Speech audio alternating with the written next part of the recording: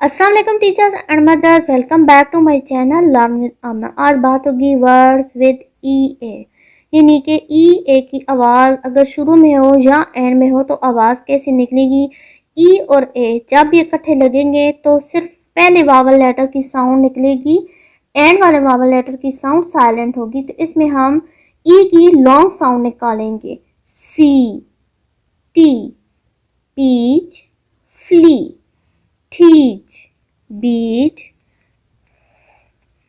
read, leaf, leak, steam, seal, dream,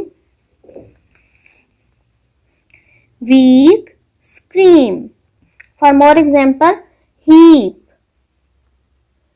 reap, cheap, heat, meet, treat, bleed, east, beast, feast, least, yeast, leave.